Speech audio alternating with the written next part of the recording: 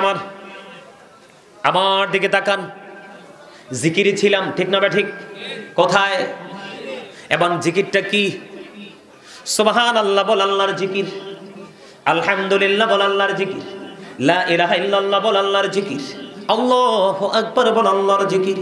কাউকে সৎ কাজের জন্য ডাকা, এটাও আল্লাহর জিকির। কাউকে অসৎ কাজের জন্য বারণ করা, তাকে উপদেশ দেওয়া, এটাও আল্লাহর জিকির। যেমন করে আজকের এই জান্নাতের বাগানে মানুষগুলো কত জিকিরি করেছে, এই মানুষের জিকিরের ফজিলত আজকে যারা আয়োজক হয়েছেন বন্ধু, তাদের আমল নামায় চলে এসেছে। এটাও কিন্তু জিকিরের জলসা। আজকে যা করতেছি সেটাও কি জিকির। নামাজ হলো আল্লাহর জিকিরের জলসা। একই জায়গায় দাঁড়িয়ে এবং বসে সম্পন্ন করা হয়, এটা হলো জিকিরের জলসা। বিভিন্ন জায়গা পরিদর্শন করে যেটা সম্পন্ন করা হয়, এটাকে বলা হয় জিকিরের জলস। যেমন হজ হলো মাওলার জিকিরের জুলুস। সুবহানাল্লাহ বলেন না? আর জোরে বন্ধুরে আমার, আপনি জিকির করলেন, এখন ব্যতিক্রম জিকির হলো, একটা হলো হজ। নামাজ সম্পর্কে একটা জিকির, নামাজ যে একটা জিকির, এই জিকিরের ফজিলতটা কেমন? কনকনে শীত আছে, কয়দিন পরে দেখতে পাবো আমরা গাছের পাতাগুলো সব শুষ্ক হয়ে ঝরে পড়ে যাবে, প্রত্যেকটা গাছ বন্ধু শূন্য হয়ে যাবে, একমাত্র তাল গাছ ছাড়া, নারকেল গাছ ছাড়া, ঠিক কিনা বলে? মোটামুটি সব গাছের পাতাই ঝরে যাবে। কত চমৎকার খবর! ও বন্ধু, তোমরা হৃদয় খুলে শোনো। ও কালিকাপুরের আমার ভাই বাবারা, আমার মা বোনেরা, বিশেষ করে যুবক বন্ধুদেরকে আমি আমন্ত্রণ জানাই রে। হযরত আবু যর রাদিয়াল্লাহু তাআলা আনহু থেকে হাদিসখানা বর্ণিত। আমার নবী, আপনার নবী শীতের দিনে বের হলেন। বের হওয়ার পরে দেখলেন তিনি গাছের পাতা ঝরে ঝরে পড়ছে। গাছের ডালটা ধরলেন, ধরার পরে আবু যরকে ডাক দিলেন। আবু যর উত্তর দিলেন, লাব্বাইকা ইয়া রাসূলুল্লাহ, আমি হাজির, আমি উপস্থিত। ইয়া রাসূলুল্লাহ, কেন গো ডেকেছেন গো নবী? আমার নবী বললেন, রে আবু যর, তুমি ওই গাছের দিকে তাকিয়ে দেখো, শীতের কারণে শুষ্ক হয়ে সবগুলো গাছের পাতা ঝরে গেছে রে আবু যর। আমার উম্মত, আল্লাহর প্রিয় বান্দাগুলো, যারা নামাজের মাধ্যমে অধিক বেশি ভালোবাসা নিয়ে আল্লাহর কুদরতি কদমে সেজদা দেয় রে, ওই সেজদা দিতে দেরি রে, ওই শীতের দিনের গাছের মতো তার জীবনের গুনাহগুলো সবগুলো ঝরে, সে আমল নামা শূন্য হয়ে যায়। জোরে জোরে বলুন না সুবহানাল্লাহ। আমি আপনাদেরকে আরেকটা ট্রেনিং বন্ধু শিখিয়ে দিই। জিকির করার কিছু ধরন আছে, কিছু কন্ডিশন আছে। বিশেষ করে জুমার দিনের জিকিরের ধরন অন্যরকম। আপনাকে পবিত্রতা হতে হবে, অত্যন্ত গুরুত্ব দিয়ে অন্যান্য সময়ে হতে হবে, না হয় আপনার আমল কবুল হবে না। বন্ধুরে আমার, আমাদের বর্তমানে একটা বন্ধু ট্র্যাডিশন হয়ে গেছে, কি জানেন? যে জুমার দিনে প্রত্যেকটা মুসল্লি সবার পড়ে যাবে এবং বের হবে সবার আগে। ইমাম সাহেব যখন সালাম ফিরায়, মনে হয় যেন বিশ্বযুদ্ধ শুরু হয়ে গেছে। আপনারা জানেন না, একজন মানুষ নিয়ত করার পরে সালামটা ফিরানোর পরে আরেকজন বন্ধু 4 রাকাত বাদাল জুমা পড়বে। কয় রাকাত? এই মুহূর্তে আপনি তার সামনে দিয়ে চলে গেছেন। আল্লাহর হাবিব বলেছেন, একজন নামাজীর সামনে দিয়ে চলা কতটা ভয়ঙ্কর, কারণ নামাজের মাধ্যমে সবচেয়ে উত্তম জিকির সে করছে রে। আর তুমি জিকিরটাকে একটা কি বানাইছো? ডিজিটাল বানাইছো। তোমার জিকিরটাকে তুমি ছোট্ট করে দিয়েছো, এটাকে একবার স্কেপ করে দিয়েছো। তুমি তোমার জিকিরটাকে থামিয়ে দিয়ে তুমি বাড়ির জন্য পাগল হয়ে গেছো। আরেকজন আল্লাহর পাগল, তিনি প্রাণ করে জিকির করার জন্য মসজিদে দাঁড়িয়ে আছে। আল্লাহর হাবিব বলেছে, একজন নামাজীর সামনে দিয়ে নামাজরত অবস্থায় যাওয়া যায় কত বড় অন্যায়। এটা যদি কোনো মুসল্লি জানতো রে, তাহলে সে 40 বছর পর্যন্ত দাঁড়ায়া থাকতো, তারপরেও নামাজীর সামনে দিয়ে যাইতো না। কত মানুষ জুম্মার দিনে সালাম ফেরানোর পরে অনেক বড় অপরাধের গ্লানি নিয়ে, অনেক বড় পাপ নিয়ে বন্ধু বাড়ি ফিরে যায়। আওয়াজ তোলে বলেন না নাউজুবিল্লাহ। আজকের পর থেকে কেউ বন্ধু, আপনি যদি মনে করেন যে আমি সালাম ফিরিয়ে চলে যাব, বাকি নামাজ পড়বো না, ইমাম সাহেবকে তোয়াক্কা করবো না, ইসলামের বিধানকে তোয়াক্কা করবো না, আমি আপনাকে বলবো প্রত্যেক জুমায় আপনি সবার পিছনে বসবেন। কারণ আমি কেন বললাম? কারণ আপনি যে সামনে গিয়ে আগে আগে বসলেন, বের হওয়ার সময় অনেক বড় অপরাধী হয়ে বের হয়েছে। যেই জায়গাতে বন্ধু 40 বছর পর্যন্ত দাঁড়ায়া থাকা উচিত, তারপরেও নামাজের সামনে দিয়ে যাওয়া উচিত নয়, সেই জায়গায় আপনি নিজের গায়ের জোর খাটিয়ে বের হয়ে গেলেন, এটা কখনোই জিকিরের আদব হতে পারে না। কথা বলেন না কেন? আরেকটা অপরাধ মুসল্লিরা করছে, নামাজি হওয়ার পরেও বন্ধু হাজিরা খাতায় তার নাম নাই। প্রত্যেকটা জুমার দিনে আপনাদের মসজিদের 2 গেটের সামনে 2 জন ফেরেশতা দাঁড়ায় হাজিরা খাতা নিয়ে। যিনি প্রথম কাতারে আসছে, কারণ আল্লাহ রাব্বুল আলামিন জানিয়ে দিয়েছেন, হাবিব আপনি জানিয়ে দেন, যিনি প্রথম কাতারে বসবে তার আমলনামায় ওট কুরবানির সওয়াব সবার আগে যিনি আসবে। আর যিনি 5 নাম্বার কাতারে বন্ধু ডিম কুরবানির সওয়াব।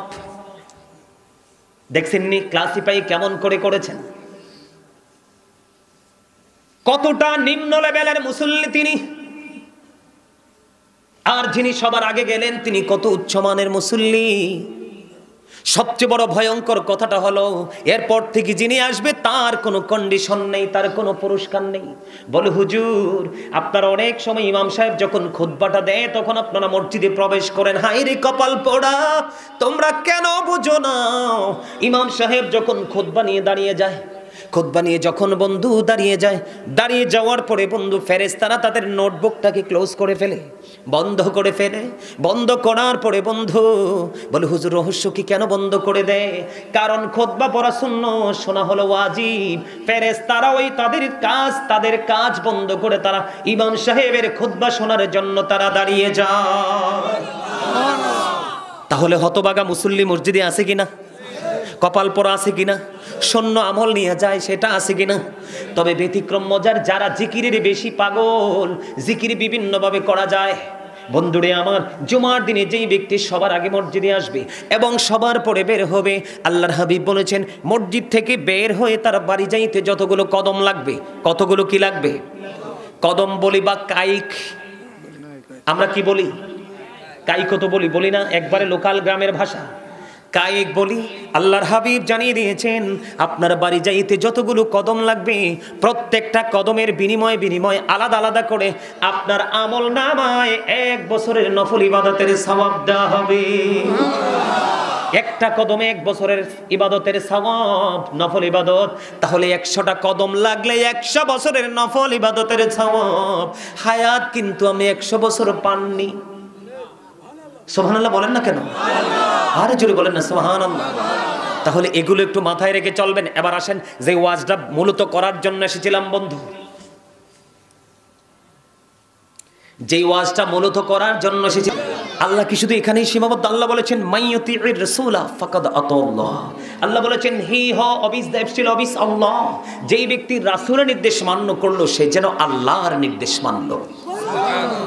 বলেছেন কে?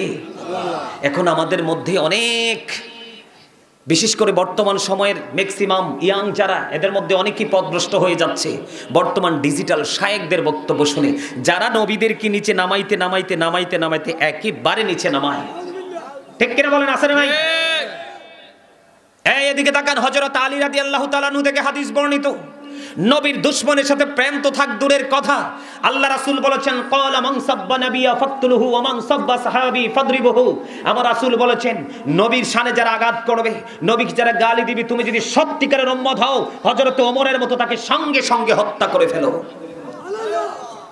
আর আজকে নবীকে ছোট করলে আমরা বৈধ করার চেষ্টা করি, নবীর ইজ্জতের চাদর ধরে টান দিলে আমরা বৈধ করার চেষ্টা করি। আমাদের সমাজে এমন অনেক মানুষ কপাল পরা হতভাগা আছে না নাই? আছে। ওমান সাব্বা সাহাবী ফাদরিবহু। সাহাবায়ে কেরাম কি যদি কেউ বকা দেয়, গালি দেয়, তোমরা তাদেরকে বাইন্দা পিটাও, প্রহার করো। বলছে কে? আল্লাহ, আল্লাহর হাবিব। আরো কি বলেছে জানেন? আল্লাহ রাসূল বলেছেন ও ইয়াকুম ও ইয়াহুম লা ইউদিল্লুনাকুম ওয়ালা ইফতিনুনাকুম। আল্লাহ রাসূল বলেছেন তোমরা তাদের থেকে দূরে থাকো, তাদেরকেও তোমাদের থেকে দূরে রাখো, কারণ তাদের সাথে মিশলেই তোমরা পথভ্রষ্ট হবে, ফিতনায় পড়বে। তারা যেন তোমাদেরকে পথভ্রষ্ট করতে না পারে। অনেক প্রেমের আকাঙ্ক্ষা দেখাবে, তোমার কাছে যাওয়ার জন্য তোমার ঈমান চুরি করবে, অন্য কিছু নয়। তুমি তার থেকে দূরে থাকো এবং তাকেও তোমার থেকে দূরে রাখো, কারণ না হয় তুমি পথভ্রষ্ট হয়ে যাবে। সম্মানিত উপস্থিতি, আমার দিকে তাকান। আল্লাহ বলেছেন ইন্নাল্লাযীনা ইউযুনাল্লাহ ওয়া রাসূলাহু লা'নাহুমুল্লাহু ফিদ দুনিয়া ওয়াল আখিরা ওয়া আ'আদ্দা লাহুম আযাবাম মুহিনা। আল্লাহ রাব্বুল আলামিন বলেছেন নিশ্চয়ই আল্লাহ এবং আল্লাহ রাসূলকে যারা কষ্ট দেয়, আল্লাহ তাদেরকে দুনিয়া এবং আখিরাতে তাদেরকে কি করেছেন?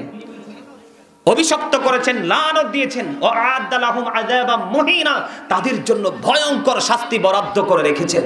এখন যেই আল্লাহকে ভালোবাসলে আল্লাহ রাজি হয়ে যায়, যে আল্লাহকে সেই রাসূলকে কষ্ট দিলে কি আল্লাহ খুশি হবে? আমার সেই বিষয়ে আলোচনা নয়। আমি আজকে একটা গুরুত্বপূর্ণ বিষয় নিয়ে আলোচনা করব। আমি জানতাম না এত সুন্দর একটা প্লেস এখানে আছে।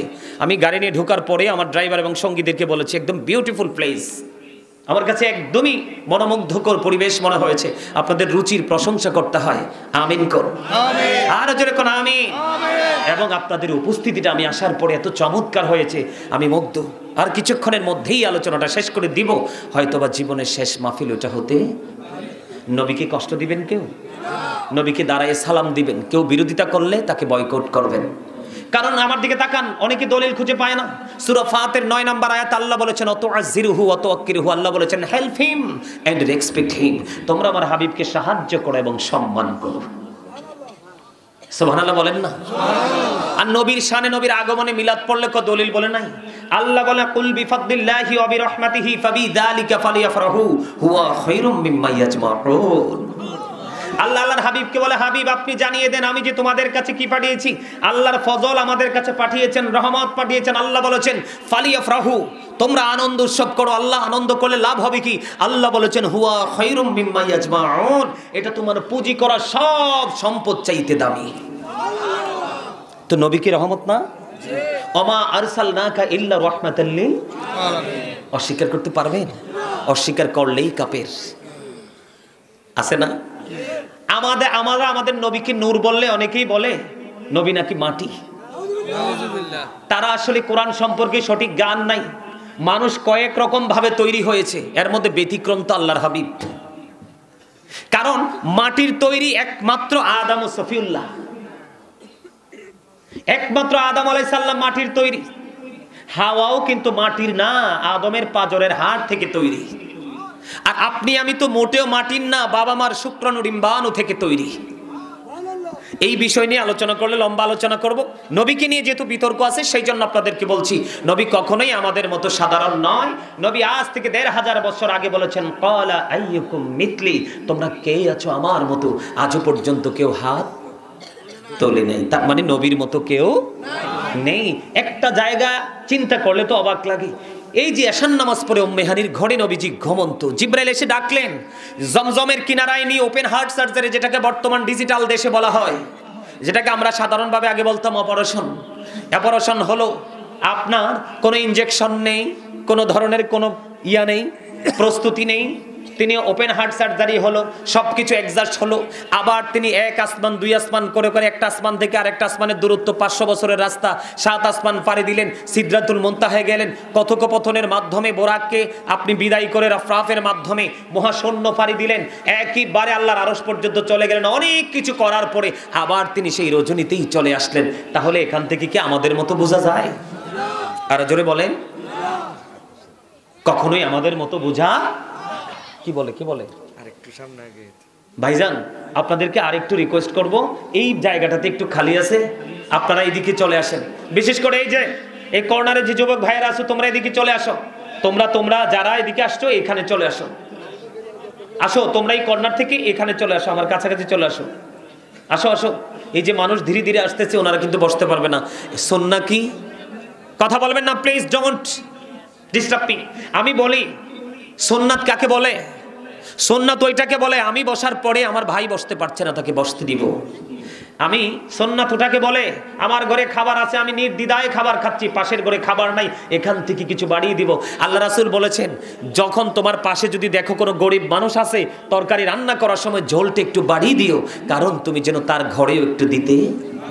আর যদি তোমার দেওয়ার কোনো খেয়াল না থাকে, ওই ঘরে ছোট্ট বাচ্চা আছে, তুমি জানো ওই বাচ্চাটাকে দেখিয়ে তোমার ঘরে কোনো খাবার তুমি ঢুকিও না, কারণ তুমি তো জানো তুমি বাচ্চাটাকে দিবা না।